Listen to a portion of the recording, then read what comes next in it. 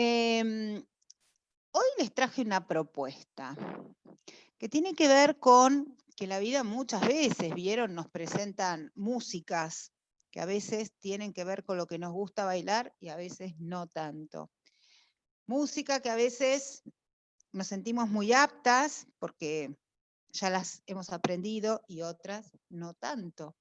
¿Y qué hacemos cuando eso ocurre? ¿Qué hacemos cuando la música que nos presenta un poco la situación no es exactamente como nos gustaría?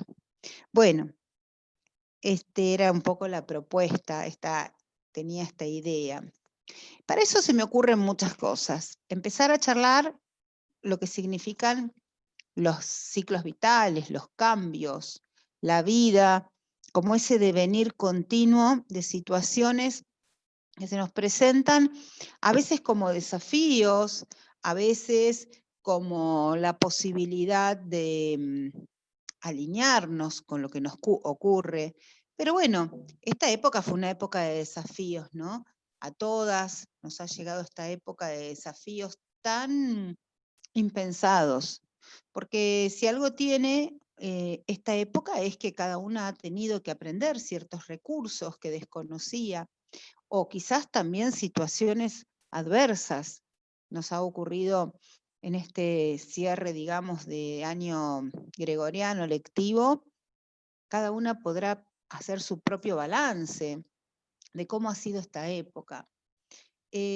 Bueno, entonces a mí se me había ocurrido que había un autor que nombramos mucho, pero que no habíamos profundizado en él, y fue Víctor Frankl, porque si tuviéramos que ver una de sus frases, es esta. Vamos a ver si la encuentro. Vamos acá. Entonces, desde aquí vamos a compartir la pantalla. Un segundito. Segundito. A veces no sé bien por qué motivos. Saben que a veces hay momentos en que se va lo que tengo preparado. A pesar del tiempo que hace que estamos con esto, a veces se nos va. ¿Ustedes están viendo esto? Ok.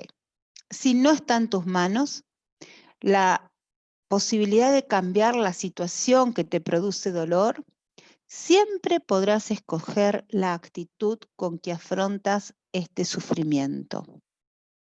No hace falta, Susi, que te ponga los lentes, yo te la leo.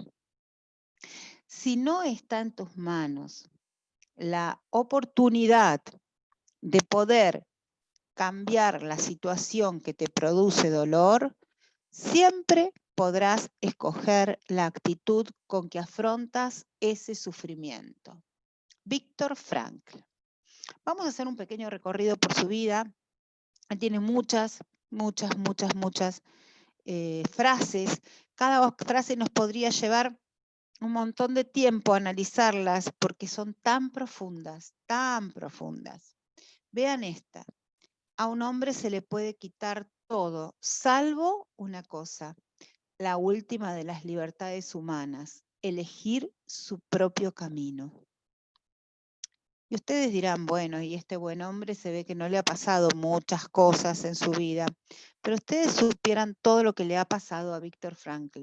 Vamos a hacer un recorridito por su vida y a mí me parece que dice, el verdadero significado de la vida se encuentra en el mundo y no en la psique humana. Hablaba de poder salir, trascender nuestro propio dolor, poder ver para qué vinimos, pensar en la trascendencia. Ustedes saben que él creó una corriente psicológica que se llama logoterapia, que ahora vamos a encontrar de qué se trata y cómo la podemos aplicar a nuestra vida. Él tenía una frase cabecera que decía, cuando no somos capaces de cambiar la situación, nos encontramos al reto de cambiarnos a nosotros mismos. Y cada uno de nosotros seguro que tuvo que hacer ese cambio, ¿no? Cambiar nosotros mismos. Tenía otra frase que también me parecía muy interesante que decía así, La felicidad es como una mariposa. Cuanto más la perseguís, más huye. Porque él hablaba de poder estar en el presente, de poder realmente encontrar aquellas palabras, aquellas frases, aquellas situaciones que nos conectaban con lo que vinimos a hacer. Dirá de su libro El hombre en busca del sentido: lo que el hombre realmente necesita no es vivir sin tensiones, sino esforzarse y luchar por una meta que le merezca la pena. Lo que precisa no es eliminar la tensión a toda costa, sino sentir la llamada de un sentido potencial que está esperando a que él lo cumpla. El hombre en busca del sentido. Y a cada una de ustedes, ¿qué creen que es ese sentido, esa llamada de un sentido potencial? ¿Qué sería en la vida de cada una de ustedes? Estamos acá recorriendo algunas frases del gran maestro Víctor Frankl. A ver si alguna nos hace un sentido, un ruido, nos convoca, nos permite pensar algo en nuestra propia vida. Diría en otra parte, la vida exige a cada persona que aporte algo y depende de la persona descubrir de qué se trata. Bueno, ¿cuál va a ser tu aporte? ¿Cuál? Y en eso, él tenía una frase que decía: los alemanes podían quitarnos todo, él estuvo en los campos, perdió toda su familia, todo, todo, todo. El pan, el agua, la dignidad, la ropa, la vida. Lo único que no podían sacarme era mi libertad para elegir la actitud que iba a adoptar frente a cualquier situación y decidir mi propio camino. Qué fortaleza, ¿cierto? Qué capacidad para poder preservarse y también para crear toda una filosofía de vida. Nadie puede liberar a los hombres del dolor, pero les será perdonado aquel que haga renacer en ellos el valor para soportarlo. Bueno, vamos ya a meternos un poco más en su vida, ¿quieren?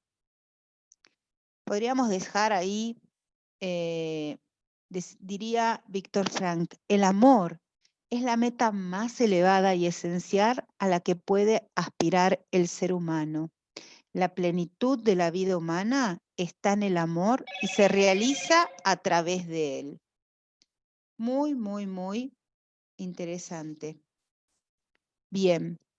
Todo esto decía Víctor Frank. ¿Les gustaron las frases? ¿A dónde las...?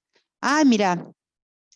Su primer libro, sí, su primer libro, El hombre en busca del sentido. Decía Caro,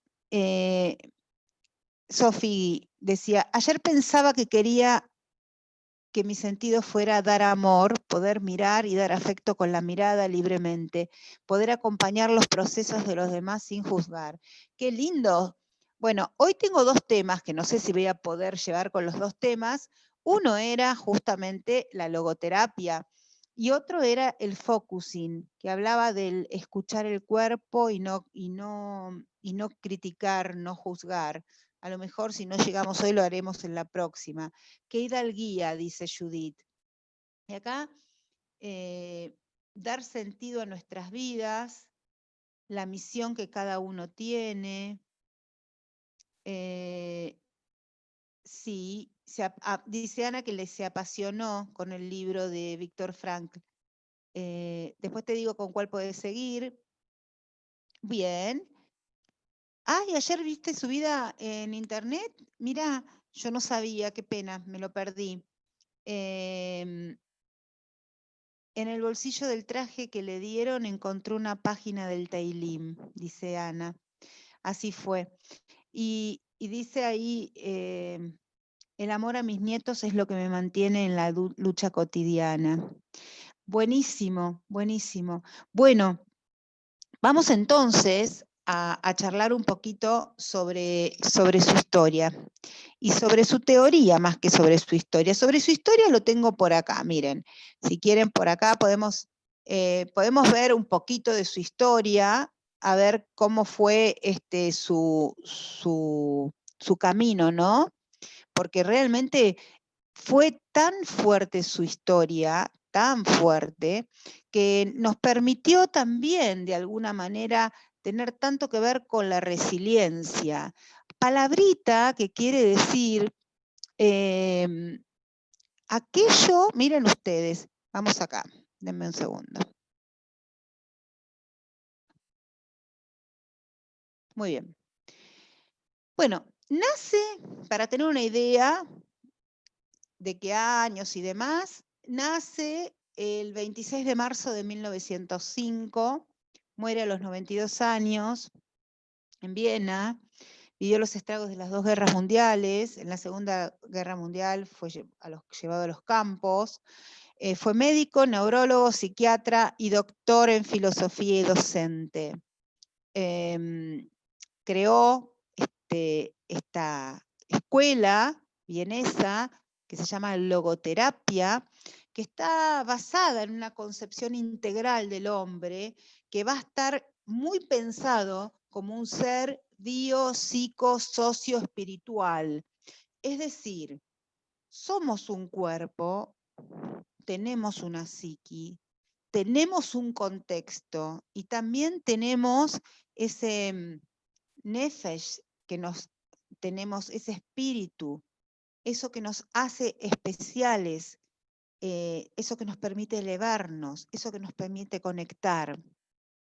Cuando Frank utiliza el término logos, lo toma como sentido, como propósito, como significado. Y espíritu lo toma como en una dimensión existencial. Entonces la logoterapia está orientada en descubrir el sentido de la vida.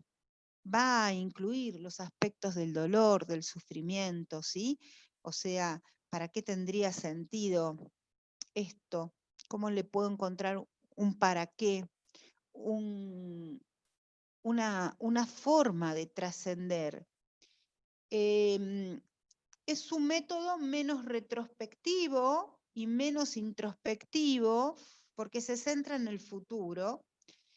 Se desentiende de las formulaciones del tipo círculo vicioso. La primera fuerza motivante del hombre es encontrar el sentido a su propia vida.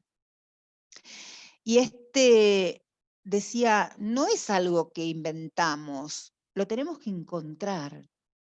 El concepto de la logoterapia está, digamos, basado en tener tres pilares. Uno es la libertad de la voluntad, es decir, la posibilidad de tomar la posición frente a la condición que me debo enfrentar. Es decir, entre A y B, vamos a suponer que A tira una piedra y B podría decir, yo le devuelvo la piedra recibida porque A me la tiró. Pero él decía, no, no, no. Entre A que tira la piedra y B que la devuelve, está la elección personal, la libertad de elegir qué quiero hacer con eso. Y entonces le daba al ser humano un gran poder, porque todo el tiempo puede elegir libremente frente a la situación que se encuentra, qué quiere hacer con esta situación. Entonces, digamos, deja muy atrás esa posición del no puedo hacer nada con esto, sino que permanentemente me puedo posicionar frente a la situación que me viene. Eso es la libertad para algo. También hablaba de la voluntad del sentido, porque va a poner de manifiesto que hay una finalidad en la conducta humana, que es encontrarle un sentido. Es una gran fuerza encontrar algún para qué, algún para qué. Y el sentido de la vida, que tiene que ver, que difiere de un hombre a otro, porque hasta podría tener diferencias de un día para otro, porque lo que importa es el significado concreto de la vida para cada uno de nosotros. Muy profundo, ¿cierto? Muy profundo. Pero bueno, por lo tanto, el sentido de la vida, podríamos decirlo así, miren, ahí se ve mejor, ¿sí?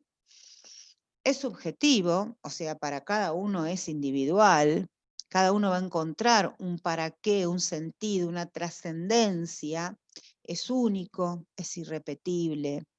Se lo busca,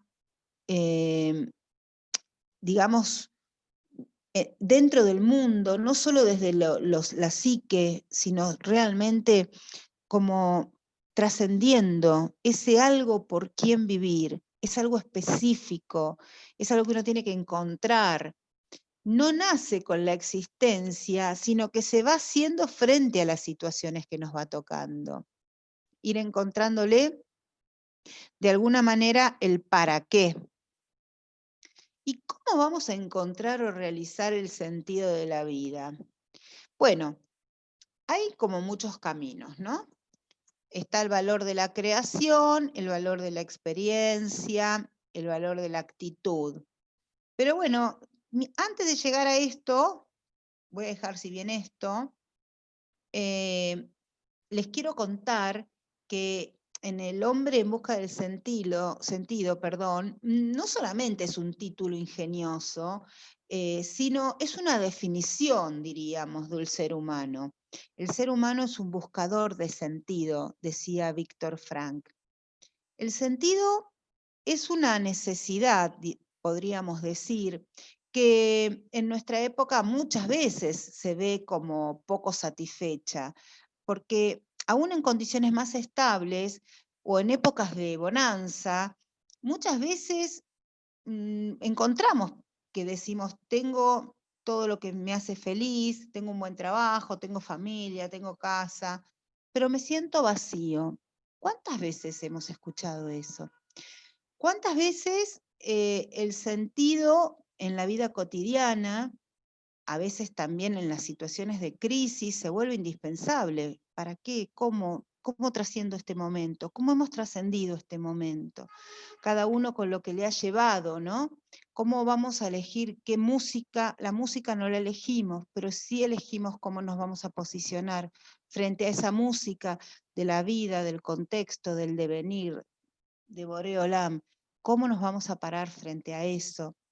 Entonces, muchas veces podemos pensar que en los procesos de crisis que son inherentes, vieron, a la vida humana, nos guste o no, crisis como esa situación que se nos presenta en la que la situación se nos vuelve más grande que lo que nuestra percepción de nosotras tenemos, crisis como una situación que está pidiendo a gritos un cambio. Son en esos momentos, vieron, que aparecen las crisis. Si bien está asociada la palabra crisis con rompimiento, con dolor, con soledad, muchas veces es una gran oportunidad, una crisis para darnos cuenta de nuestro sentido, replantear hacia dónde estamos yendo, darnos cuenta de nuestros recursos. Pero muchas veces en esas crisis hay una soledad existencial, ¿no? Que nos va a permitir preguntando hacia dónde queremos seguir. Esta época es una época muy puntual, porque nos muestra que tendríamos que poder revalorizar ciertas cosas que dábamos como natural, sentarse a tomar un café con un amigo, poder ir a una fiesta. ¿Vieron? Como hoy muchas veces vamos a tener que replantearnos con qué ganas nos parábamos, nos vestíamos para ir a una fiesta. ¿Cuántas veces teníamos dos fiestas y decíamos, ay, pero no sabes, no sé, tengo que ir a dos fiestas? Y cuántas veces preparar una mesa para nuestros hijos y uff, con todo lo que tengo que hacer. Y este momento por ahí nos permite repensar todos esos posicionamientos en la vida. Entonces, a veces encontrarnos, las crisis nos permite una gran oportunidad. A veces salir, ¿cómo salimos de ellas? Muchas veces cuando las podemos atravesar, cuando no usamos los mecanismos psicológicos de defensa, como la negación, a mí no me pasa nada, o muchas veces la proyección, ¿no? Lo que te pasa a vos, a mí, pero yo estoy bárbaro. Cuando no usamos esos mecanismos, cuando las atravesamos, muchas veces cambiamos mucho y salimos fortalecidos. Así que bueno, son retos, ¿no? Que nos posicionan a cambiar aquello que hemos resistido, a desarrollar actitudes más saludables o con más propósitos. Muchas veces hay mucha cantidad de energía que se moviliza en un estado de crisis, que va a agitar esa voluntad del sentido, porque vamos a atenderla, vamos a ver de qué se trata, vamos a cambiar cosas, vamos a replantearnos, vamos a mirar adentro, vamos a conectar con los recursos. Y bueno, a veces todo eso está un poco dormido con el día a día. Entonces, también una crisis es una enorme oportunidad para crecer, una experiencia para conocer nuestros límites, nuestro para qué en la vida. Muchas veces para ubicar las jerarquías que tengo en mi vida son las correctas o están trastocadas, ¿qué valores me rigen? ¿Es por acá o debería hoy cambiar? Son vivencias que nos invitan a apreciar lo realmente importante quizás en la vida, ¿no? El encuentro, el amor, la belleza, la naturaleza, Boreolam, todo eso que a veces cuando vivimos en automático, que es un riesgo que tenemos los seres humanos, vivir en automático, muchas veces una crisis nos desafía esa, esa posición. Voy a salir un poquito de acá porque a lo mejor me ven a mí y se ve mejor. Uy. Sí, dice Francisca, que Víctor Frankl era amigo del Rebe. Sí, totalmente. Bien, sí. Claro que de alguna manera encontrar que traer en cada momento, hay muchas personas resilientes, ¿sí? Ustedes seguro que hay personas resilientes. Y Víctor Frank fue un gran inspirador de la resiliencia, de cómo nos paramos frente a lo que nos pasa.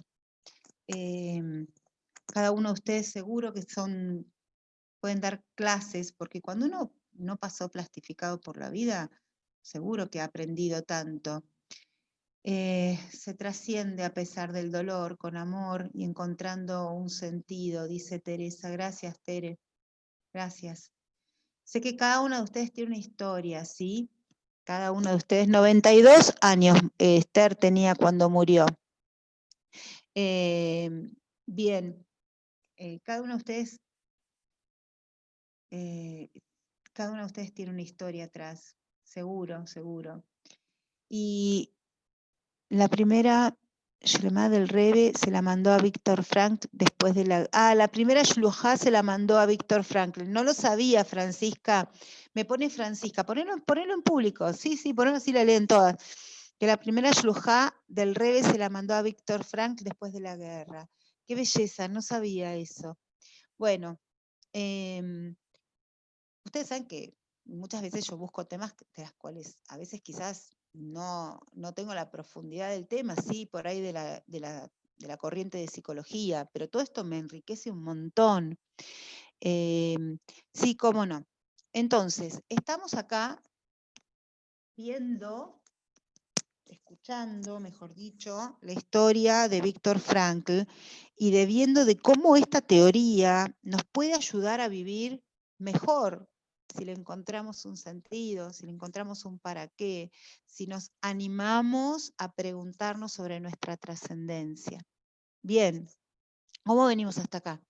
¿Alguna duda? ¿Alguna pregunta? La peor crisis de mi vida me llevó a acercarme a Shem, dice Sophie.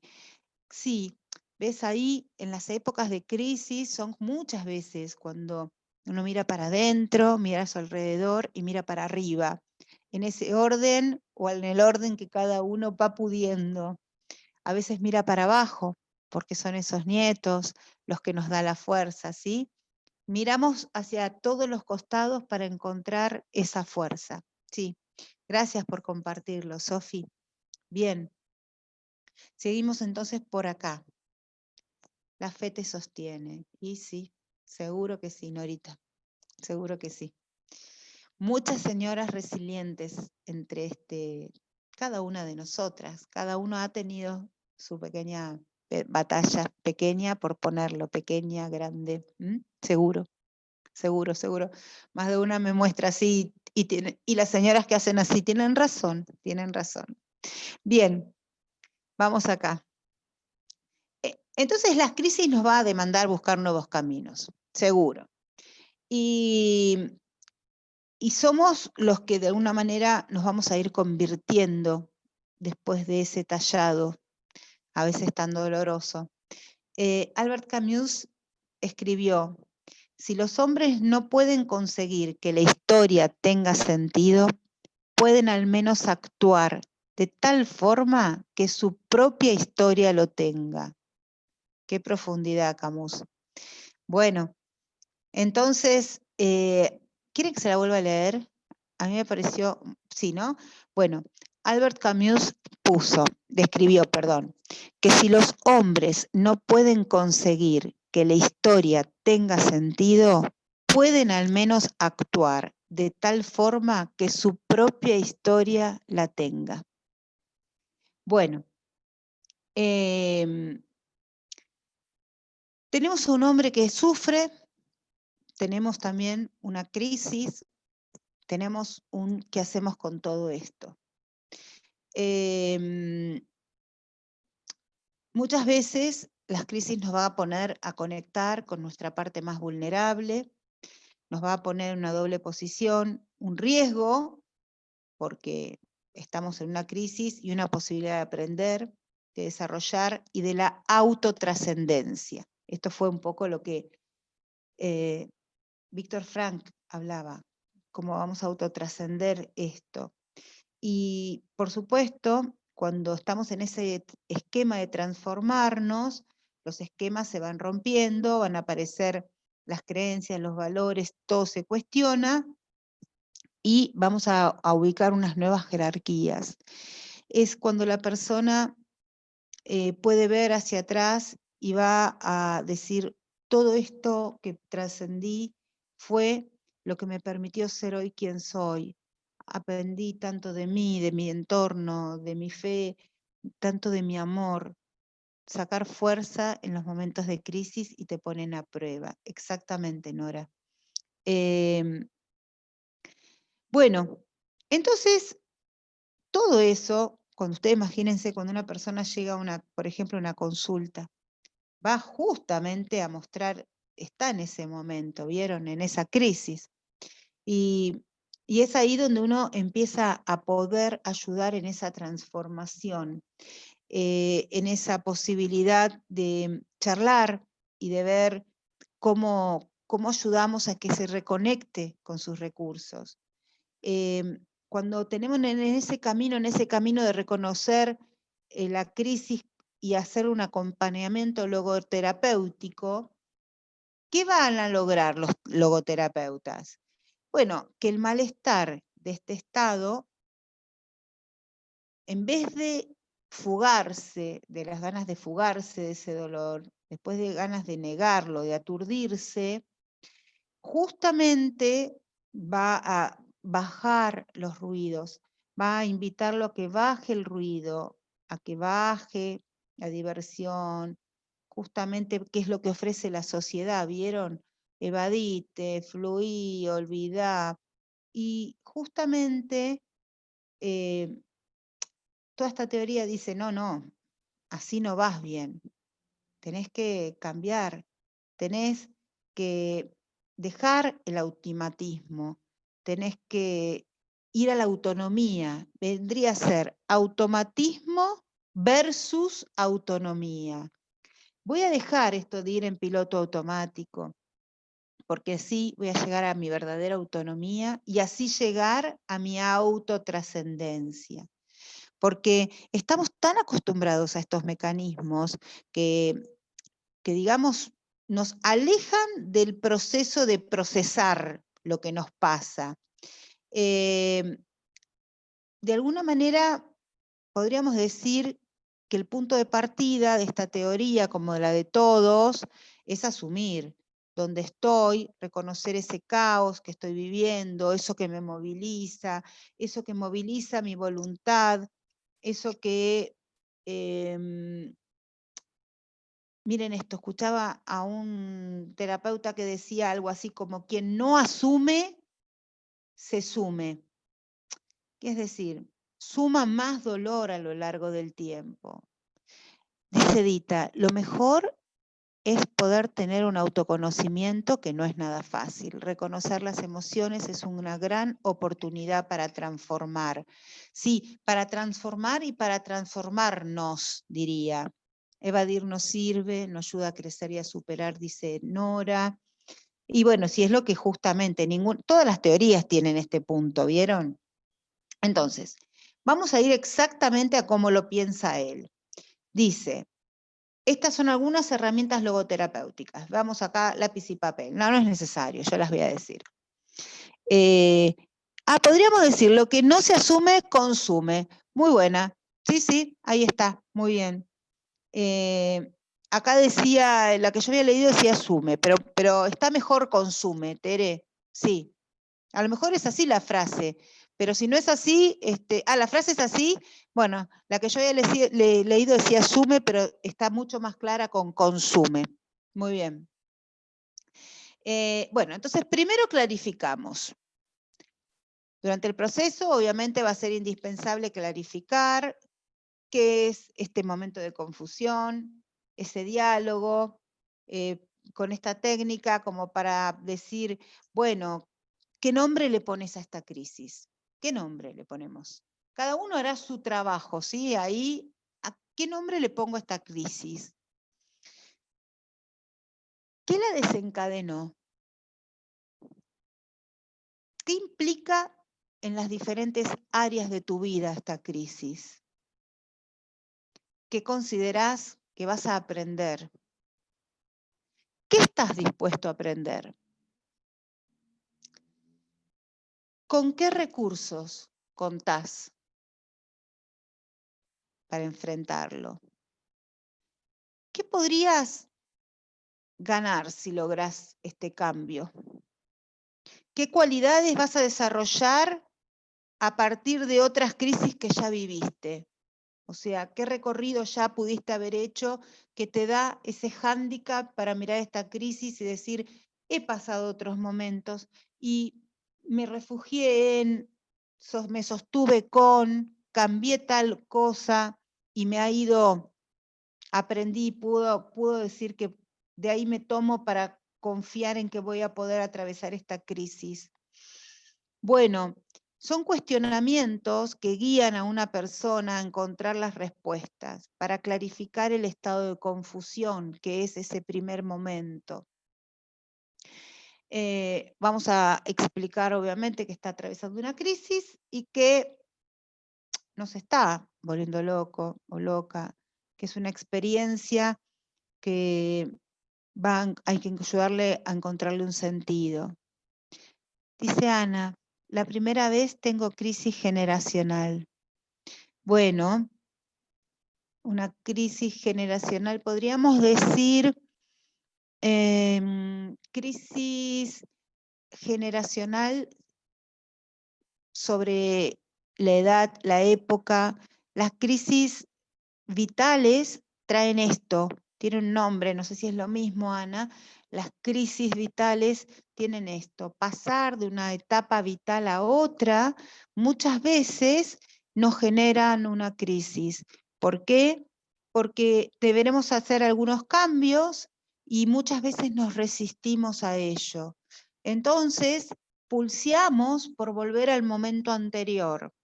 Vamos a suponer que fuera un adolescente y quiere volver a la niñez. Una persona que se casa, que aunque esté muy feliz con la boda, quisiera poder estar en casa sin responsabilidades. Podría ser un matrimonio que recién tiene un hijo y está feliz con el hecho, pero a la vez hay que hacer lugar. Podría ser el día que tenemos hijos adolescentes y perdemos a esos niños chiquititos que nos acompañan y ya son grandes y van haciendo elecciones. podría ser cuando los hijos se van de casa, podría ser cuando dejamos, muchas veces vamos pasando por etapas. ¿Y qué nos pasa a nosotros con el devenir? Dice, se trata de cómo me ven y cómo me siento. Bueno, habrá ahí que ver quién nos ve, cómo nos sentimos, cómo tendremos o no que alinear ciertas cosas, qué valor damos a la visión de los que nos ven, ¿sí? Muchas preguntas me generan ustedes cuando me dejan así historias personales, que por supuesto son más bien líneas de pensamiento, ¿no? Porque muchas cosas personales de ustedes, de cada una, no sé. Bien.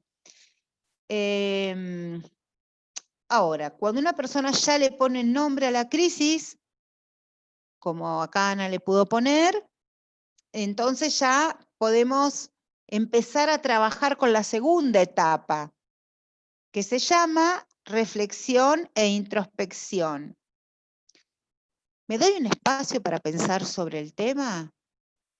¿Me dejo un ratito para pensar sobre lo que me está pasando, para introspeccionarme? ¿Me anoto aquello que esos pensamientos que a veces me perturban? ¿Me doy un ratito para juntarme con mi interioridad? ¿Viene muy profunda, chicas? ¿Quieren que baje un poco? ¿Viene muy profunda? ¿No? Ah, no, no, no, no. Ah, bueno, bueno. Ok, porque a veces cuando me escucho digo, les voy a contar una cosa que no está bien, porque después se supone que la gente ve esto. Mis hijas me dicen, pero mamá, es necesario que digas tantas palabras, tantas palabras difíciles. ¿Por qué no las haces más fácil? ¿Por qué no hablas más fácil? Pero a veces yo pienso que es una gran posibilidad de escuchar algunas otras cosas que por ahí uno no se sienta sino a escuchar, ¿no? Es profunda, pero no bajes. Bueno, muchas gracias. Ahí vamos. Bueno, mientras me sigan, vamos. Mientras me sigan, vamos. Acá vamos. Los retos presentes son diversos y complicados, sí, claro. Gracias, gracias. Bueno, entonces, claro que los retos profundos son complicados, ¿sí? ¿Por qué? Porque es un momento también que vamos a aparecer en los libros, ¿vieron? No va a quedar solamente Luis XIV, Luis XV, no va a quedar solamente San Martín. Un día vamos a estar nosotras en esos libros contando sobre esta época tan particular, ¿vieron? Cómo la hemos vivido, qué nos ha pasado, cuán poco se sabía de todo, cuándo fue el momento que decidimos que necesitábamos un cambio trascendental para poder tomar los próximos 50 años. Cómo este tiempo nos cambió, nos hizo más humanos. Bien, entonces, ¿se acuerda que estábamos si nos damos un ratito para juntarnos y para ver si podemos encontrar la raíz de la crisis? ¿Cuál fue el reto? ¿Cómo fue? ¿Con quién cuento? ¿Con quién cuento que me pueda escuchar? Que me pueda aceptar. No que me pueda pasar la mano, que también a veces necesitamos gente que nos pase la mano y nos diga todo va a estar bien. Pero a veces también necesitamos algunas personas que nos digan algo así como, miren, pude encontrar un botón para subir la voz. Que nos digan algo así como, habla, no importa que llores, yo estoy acá, yo te sostengo. No hace falta solo que calmarte, a veces se necesita alguien solo que nos escuche llorar y que nos diga todo lo que necesites, hacelo. Bien, ya subí el audio, Edita. Vamos a otro punto, recursos personales. Voy a explorar mis herramientas. Ustedes son un montón de herramientas, de las que conozco, un cachito de sus historias, tienen un montón de herramientas. Entonces, voy a reconocer, voy a explorar y las voy a reconocer. Voy a descubrir recursos que no creía tener. Voy a hacer una lista de recursos internos, de habilidades, de talentos y de recursos externos, contactos, redes de apoyo, recursos materiales. de una, digamos, certeza dentro del caos. Miren qué belleza lo que decía. ¿Cuáles son las certezas dentro del caos? Cuesta, ¿vieron? Encontrar certezas, pero qué genial ponerlo ahí, porque como recursos me da una tranquilidad, pero como certezas dentro del caos, uy, abre una ventana. Luego voy a identificar posibles pérdidas, posibles ganancias, toda crisis implica pérdidas. Entonces voy a también darme cuenta que es razonable que duela, es razonable que a veces me ponga enojada, es razonable que esté triste. Todos esos procesos les voy a dar un lugar. Voy a conectar con ellos para poder trascenderlos, para poder clarificar. Y después voy a anotar mi red de apoyo, que no solamente si tengo la suerte de tener un marido, una hermana, hijos, amigas, este espacio, los médicos, un terapeuta, también puede ser mi vecina, gente que por ahí nos ayuda puntualmente, porque asociaciones que a veces han pasado por lo que estamos pasando y nos acompañan, amigos de nuestros hijos que a veces nos acompañan, en fin, el arte, el arte, el arte gran sublimador de situaciones críticas. Boreolam, escuchar Shiurim. Vieron que a veces uno se siente tan calentito ahí en esas palabras, tan protegidos, si se quiere. Bueno, abogados a veces, asesores legales, ¿vieron? Asesores de Morot, Rabanim. Bueno, y entonces cuando hago una lista y veo, también por ahí me da fuerza como un recurso externo. También, y acá viene una parte difícil, ¿cómo expreso lo que siento? Porque muchas veces no queremos decir lo que sentimos para no poner triste a los demás.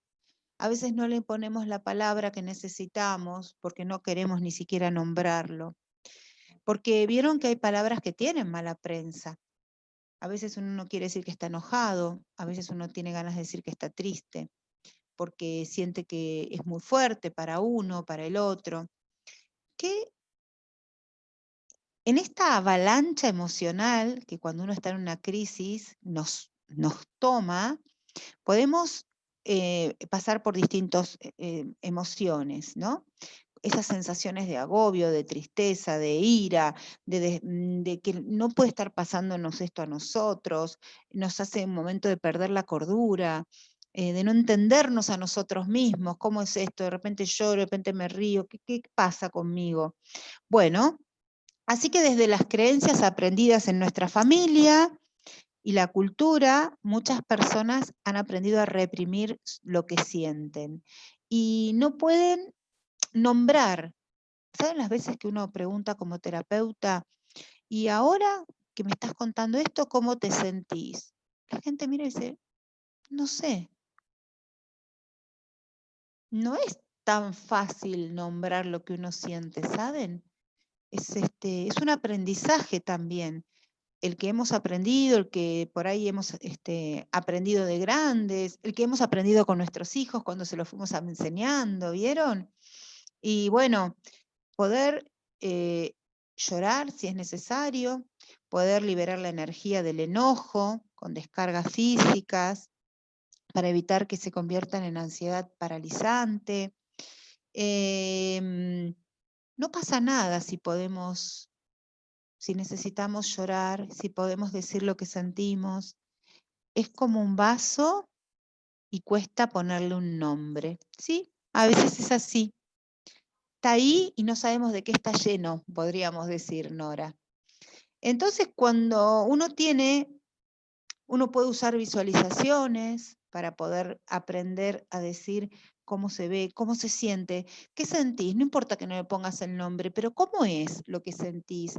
Es como un cuchillo que me corta, es como un manojo de nervios, es como un fuego que me quema, es como, y sí, lo que no te mata te fortalece, por supuesto que sí, por supuesto. Es algo displacentero. ¿Qué forma tiene? ¿Qué forma tiene eso que a vos hoy te está angustiando? ¿Qué forma tiene y en dónde está ubicado? ¿Qué color tiene? ¿Qué, qué le pasa cuando, y esta ya no es una técnica de la logoterapia, sino del focusing, cuando alguien te dice, conecta con eso, conecta, fíjate. Y podríamos decir, fíjense que es muy interesante el focusing, bueno, qué pena que hoy no sé si lo vamos a poder dar, porque era mucho, ¿no? Ahora voy a volver a este ejercicio en la pandemia reflexioné mucho y encontré mucho dolor y rabia. A veces siento que en la velocidad de la vida pasa por alto mucho. Sí, muy profundo lo que me decís. Em, Saben que hay un autor que se llama Bauman, es polaco, y Bauman hablaba que en esta época de la posmodernidad, todo se ha vuelto un poco líquido, versus lo sólido que eran las instituciones antes. Trabajar en el banco, podías trabajar 70 años, todo el tiempo de la vida. Y es como si, él decía, los vínculos, mis amigas de toda la vida, mi marido de toda la vida, em, el negocio que teníamos, la empresa, desde que la formamos hasta la llevaban los nietos, los bisnietos, y que esta época de la liquidez hace que todo se estuviera como yendo por las manos, porque es una época de amores líquidos, de vínculos líquidos, de situaciones líquidas. Eso decía Bauman. Muy interesante su posición, creo que es polaco. Me hace sentir que me marchito por partes. Bueno, entonces les quiero contar que justamente el focusing, que seguramente lo vamos a ver la semana que viene, vamos a trabajar hasta y cuarto. Les digo para la que tenga cosas para hacer.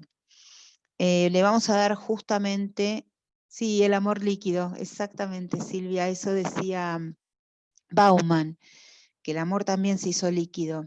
Bauman, sí, exactamente, así como lo escribiste. Bueno, entonces el hombre descubre, decía Saint-Exupéry, el hombre se descubre cuando se mide con su obstáculo. Antoine de Saint-Exupéry fue el que escribió El Principito, ¿sí? Algún día, el año que viene, si tienen ganas, hacemos un Sigmund, exactamente, Sigmund Bauman, exactamente. Hacemos, si quieren, un día del Principito. Hacemos como un resumen y vemos qué tiene que ver cada uno de los personajes y de qué amor nos habla el Principito. Lo dejamos para el año que viene, si quieren. El año que viene lectivo, ¿no? Bueno, ¿y ustedes qué creen? ¿El hombre se descubre cuando se mide frente a un obstáculo? Y un poco nos conocemos, un poco más frente a los obstáculos, ¿no? Y en la crisis nos reconocemos,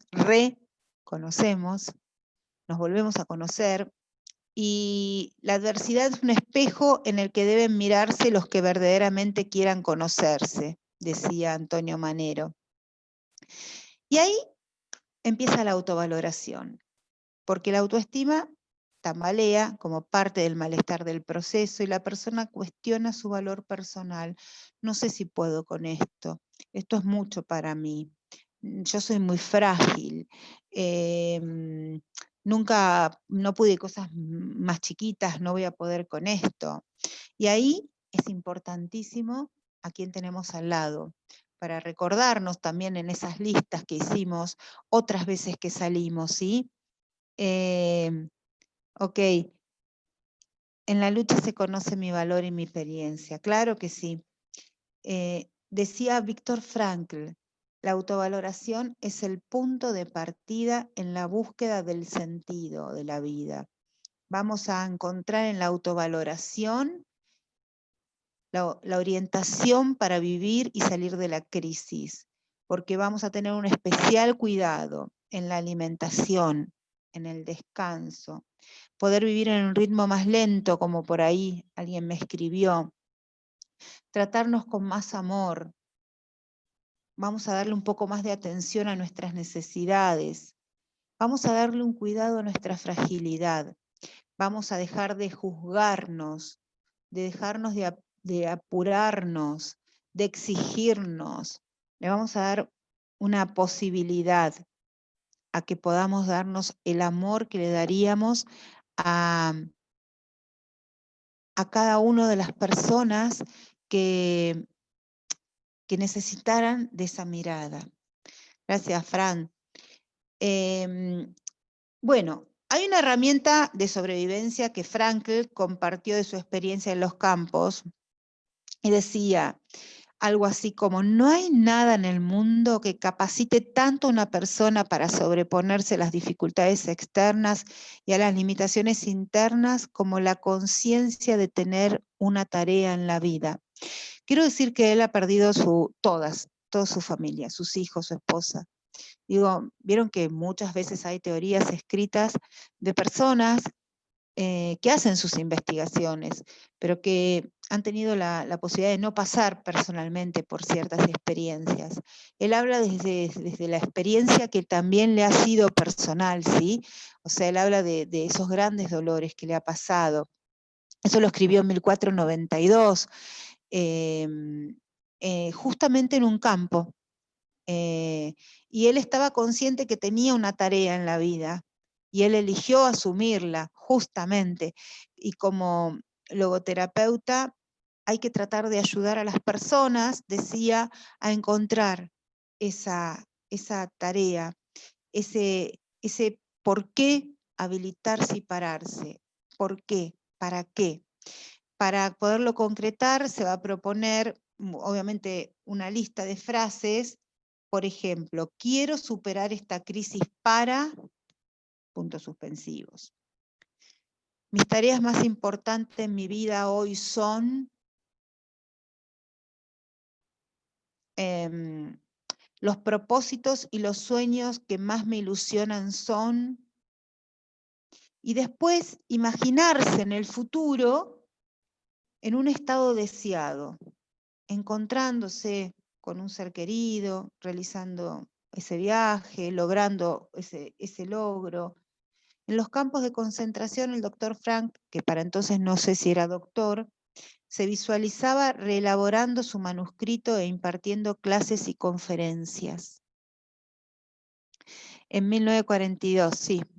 En la capacidad de distanciarse, ¿no? De cómo nos podemos distanciar de eso que nos duele, a veces el humor, una chispa de humor, un ponerle un poco de soft a un minuto, a que nos lleve a otro lado para volver a conectar con lo que haya que conectar. ¿Cuántas veces reírnos de nosotros mismos nos permite de alguna manera trascender, ¿no? Bueno, y luego, bueno, hay un último paso que se llama la desreflexión, que es la persona en la crisis tiende a caer en una hiperreflexión, piensa demasiado en el tema, repasa una y otra vez lo sucedido, las implicancias, las dificultades. Y entonces es importante reflexionar para clarificar, para encontrar respuestas, pero cuando los cognitivistas van a decir rumiamos, esta línea va a decir hiperreflexión. Cuando nos quedamos todo el tiempo y no pensamos en los recursos, no pensamos en esa situación deseada, no pensamos en quién pensamos, no pensamos en nuestra propia experiencia, de alguna manera nos quedamos ancladas en el dolor. Entonces, la propuesta es llevar la atención a otra área. Y acá podríamos relacionarlo con el mindfulness. Él no lo relacionó con este título, porque quizás todavía el mindfulness, si bien Kabat-Zinn ya lo había escrito, no sé si se conocían, pero nosotras hoy acá sabemos que si volvemos a este minuto, si nuestra mente está muy rumiativa y pasamos al cuerpo, a qué estoy sintiendo, si nos ponemos a mirar detalladamente lo que tengamos, un celular, un mate, una tarjetita, y la empezamos a ver y empezamos como a poner nuestra atención, esos pensamientos rumiativos bajan. Esto me parece que sería una posibilidad. Bueno, un último punto, por supuesto, es poder leer libros que nos traigan, que nos ayuden, que nos puedan, decía, la biblioterapia, que estoy leyendo, cómo me ayuda lo que tengo que leer. Puedo leer sobre emociones, puedo leer un Tailim, puedo leer qué que me rescate, que me ayude, que me sostenga, que me aliente, que me acompañe. ¿Cómo hago para mantener mi esperanza? Y después que todas estas antenas que están dando vueltas pueda volver al aquí y ahora. Lamentablemente sigue, pero yo no voy a tener más tiempo hoy. Si les parece, hacemos la semana que viene, terminamos con esto y enganchamos con el focusing. ¿Y qué nos dice el cuerpo cuando nos pasan un montón de cosas? ¿Dónde habita el dolor? ¿Dónde habita el enojo? Vamos a hacer un ejercicio bastante interesante con nosotras mismas, así que las voy a esperar la semana que viene, pero no quiero, disculpen, esperen que me perdí por acá. Bueno, me alegro que les haya gustado la clase.